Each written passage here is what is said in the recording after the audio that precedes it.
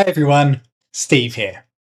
In today's video, we're going to look at 3 quick tips in order to make a really nice semantic model. This isn't really going to go into the how or any description behind it. And if you're interested in more information on any of these tips, all of the links in the description below will point to how to do this, the ins and outs and the technical bits. However, this is just going to be 3 really quick tips that you can do in probably a few minutes to make sure that your semantic model, when you've designed it, when you're looking at it, is in a really good place. It's nice and optimized, it's doing best practices, and you've got things organized in a way that you like. I do this for every single semantic model I build. So please look at the description below, look at the links and any prereqs that might explain what we're doing and the technical bits on how. Otherwise, let's get over it and let's start optimizing those semantic models.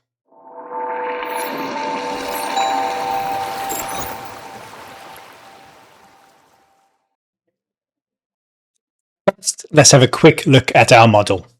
We've got a really simple model here. We've just got a customer table with some basic info, a product table. First, let's have a quick look at our model. Very basic model to keep it nice and simple for us. We've got a customer table here, some basic info. We've got a product table, again, some very basic info about our products. And then our main fact table, which is sales. The first thing I'm going to do is I'm going to go to external tools and I'm going to open up Tabular Editor 3. Now, Tabular Editor 3 is a paid service. You can do this also in DAX Studio. So if you don't have Tabular Editor 3, you can do it in DAX Studio. If you can get your company to pay for it, can afford it, I really would recommend Tabular Editor 3 though, because it is a great tool. So opening that up,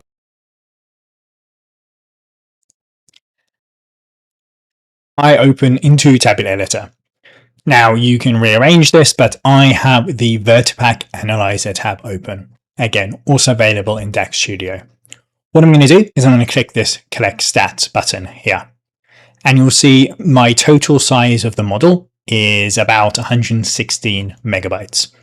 This isn't the same as your PBIX file. It's going to be in memory. And you can read about this more in the links below. What I am interested in though is I'm going to go to the columns. This shows each column and also their size. You can see here we'll have the column name, which has the table column name, how many rows it has, the cardinality, so the unique rows. Then these are really what I'm interested in. We have the total column size, which I'm going to order by. Then we have the data size, which we can't do much about because this is the compressed data. We have that dictionary size, which is the unique list of values. And then we have the hierarchy size here. Also, one thing I do look at is this percent of dB. This is the percent of the total model that this column is taking up. So you can see here, my first 2 columns are responsible for about 86% or 87% of the total size of this model. So just these 2 columns are huge. I also like looking at the encoding because you can see anything with hash encoding here has a very large dictionary, and then the value always has a very, very small dictionary. So we can value encode stuff. That's great. What I do though is I just open this up and I look at the top columns, and really if there's anything that stands out. So obviously these top 2 are huge, and I typically go down and think, is this something I can optimize? So we have the order ID, the date time, and the price here. Few things we can do. So if I look back at our model, we can see the order ID. This is a unique GUID. We also have the date time. Now, date times, if you have date and time, are very high granularity. This data goes back actually about 10 years. And so if we have the date time in 1, there's going to be a possible unique value for every second in the last 10 years, which is a lot of time. The price was also big. And we can see that this price is very, very accurate, right? We have a lot of decimal places because probably some currency conversion, something like that. not really needed to go to all these decimal places. Because they're so large in so many decimal places, this also increases the cardinality, and with huge cardinality, it also means it's not going to be easy to value encode. So this is going to be a very high cardinality column because it's unlikely that this many decimal places is going to repeat, and it's not going to value encode most likely. Now, what I've done is I've spent a bit of time optimizing this model. You'll see here, I've actually added a new table, and we'll talk about that. Let's go to the sales because this is the biggest one. You'll see here in the sales, what I've done is I've separated out the date and the time column. Because when date time together could have had a cardinality of every second in the last 10 years, which is a big cardinality. When we separate the columns, even though we've added a column, the date only has each day of the last 10 years, which is 3,650. The time just has the amount of seconds in a day, which is 1,440. So even though these are extra columns, the cardinality has been massively reduced, because before it would have been the cardinality of this times this, which is a much larger number than separating them out. For the price, what I've done is here, I've switched to a fixed decimal number. This, by default, will actually round this to 4 decimal places, and it just keeps 2 decimal places here. And so I've reduced the cardinality and increased the likelihood of this being optimized.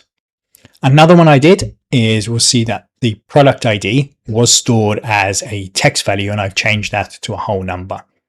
Now, one of the biggest columns was that order number. The order number was a unique GUID in the fact table. So with a fact table of 1 million rows, a unique value with quite a lot of text is going to be huge. It's going to have a really big dictionary. Now, this won't work in every situation, but what I did is I went back to the business and I said, why do you need this GUID? Is it important?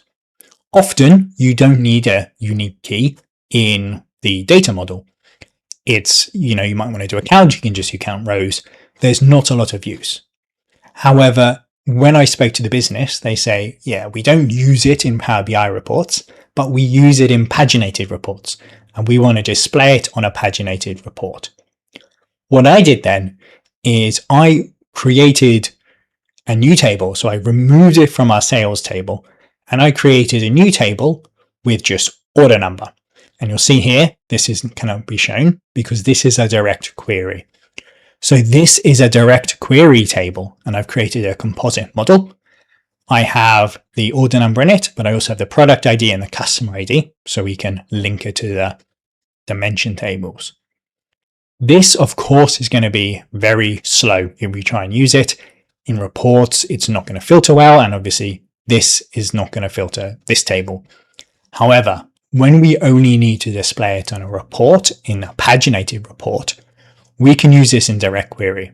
It's not loaded in the model, but I'm still able to display it as a field. If I'm using my filters from customer and product, I can get the information I want from the sales, such as the summer price, and I can display this as some information.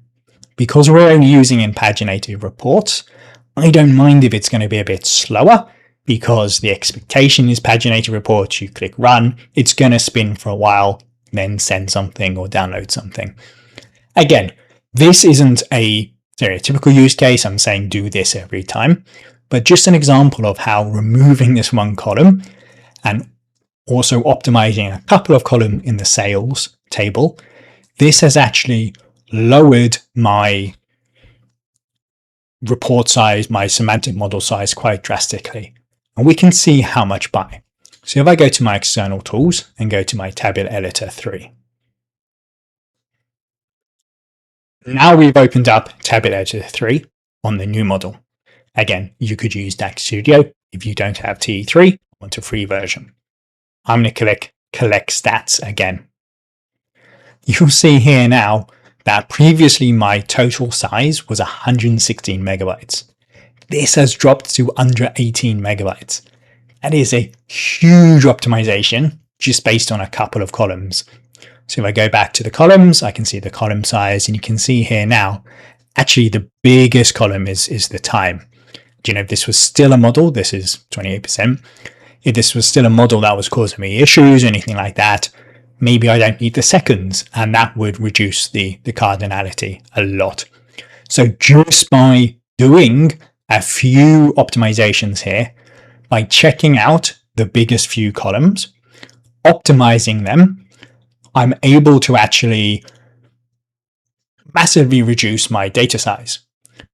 I always do this on every model. I think it's just a best practice. Now it's hard. There's some things you're not going to be able to do. You can't just reduce cardinality. You might need 10 decimal places and stuff like that. But I always check this, and I look through those problem columns, the top ones, and think, what options do I have in order to make this more efficient? Is there anything I can do, like these quick, easy wins? This allows me to know long term, I'm going to be able to optimize this and keep this low without blowing up, without having other issues. Now that we've optimized the size and I've looked at those problem columns, I'm going to go back to Tabular Editor. Now in my Tabular Editor, I have the Best Practice Analyzer open. If you've not heard of Best Practice Analyzer, go and have a look in the description. I'm not going to spend too much time on this because it's quite a deep topic, and I want you to look at the video and understand how to use it and how to run it. However, what it does is, high level, it scans the code of our semantic model. I have some rules, and there's some publicly available rules that I've preloaded in. You can set your own up. You can import some public ones, and there's some common ones that people use. These rules look at the code and look for anything which says, based on the code, you've flagged a rule and I think it can be improved. Look at this. It's saying use the divide function for division instead of using, the divide sign, and that's for error handling. Some of these, for example, this, I can go and look at my columns and I can check and my measures and I can rewrite them. Do not summarize numeric columns. This is a rule because by default, you probably want a measure if you're wanting to show a sum and average, and explicit measure, not using implicit measures. Other numerical columns then are probably going to be used for filters or something like that. For example, I have a product number, which is numerical, but it's not going to be summed. So I want to not summarize numerical columns. And you'll see here, I can come and click on this button, apply fix, and just magically, it's actually just going to go and do that. And so hide foreign keys. Yep, I'm going to fix that. Mark primary keys. I'm going to fix that. So I can go and just do these fixes. It's going to then apply these fixes. I can then save this back to the model. And if I reopen my model here, you'll see here, look, it's gone and hidden stuff for me. It's applied those rules and fixed those issues. So really, really quick and easy way just to say, I want to do the best practices. I'll check what's needed. Some things I need to do manually, such as rewriting DAX or model structure. Other little ones, I can just apply those. I'm going to apply the fix. Really quick, nice and easy win. Now, my final thing I do is actually in VS Code, and I use Claude. You can just give this to any LLM, and you can just give it the files if you want. I think they're using VS Code, and with Claude Code, much, much better, and you can kind of optimize over time. The one thing, the requirement is that you've saved this as a PBIP. If you're not sure what that is, the Power BI project, look in the description below. We have a link to it and how to enable and save it. But what it does do is it saves your Power BI file instead of a PBIX file into a PBIP, which is a folder structure, and it has everything as code. What is great about this is now I have everything as code. That's great for LLMs to come along and look at. We can also directly, in a supported way, edit the code. So the LLM can actually come, edit some stuff in VS Code without having to open the Power BI file itself. You can do it sort of under the scenes. I've created this semantic model standards markdown file. In reality, the ones I use are a lot more in depth and they have a lot more instructions for Claude. I just wanted to show this as a very simple file so that you can understand. And all it is a bunch of standards and rules. You can say, where to put the measures, where to organize them into groups, display folders, right? Ensure everything's description, some naming convention. What I then did is I said to Claude, please apply the standards in the file to the semantic model. Now, when we do this, there's normally a lot of teaching Claude, going back and forth. There's also our Power BI MCP, which I'll link to as well, which can help Claude actually apply this. Generally, though, the first time you might get a few errors and you'll kind of have to go back and forth, teach Claude some stuff, and this file can get quite big, making sure it has all the context for Claude on how to do it. But what I've done is I said apply these standards. And now if I open my model again, you can see that after I applied them, I reopened the file. It's done this for me. I had added some measures in it, and you can see it's put them all in nice places. Even my dimension tables, it's put everything in attributes and keys, right? So that my keys are sort of internal, or I might have an internal, again, however you want to lay this out. It's giving me a nice name convention. It's put fact under the fact tables and it's hidden them because I don't want people looking at the fact table directly. They're using these measures. And it's applied my naming convention. And so whatever standards you have, you can do that and you can put that in a file, give it to Claude, and instantly you can just tidy up your model. That way, again, there might be some more manual checks. You might want to go through, readjust some stuff, do some specific things. But in a very, very quick period of time, you can apply a bulk of the work to a lot of the boring parts into the model and really quickly get a nice, tidy model for you to have as a starting point. And that's it. Again, very quick, 3 nice and easy tips on things I think you should do to every semantic model. As soon as you build it, if you haven't done it now, do it now. You can do this really quickly, doesn't matter when. Do it on all your semantic models. Super easy, quick things to do. Again, there's lots more you can do, lots more depth you can get into, more thoughts.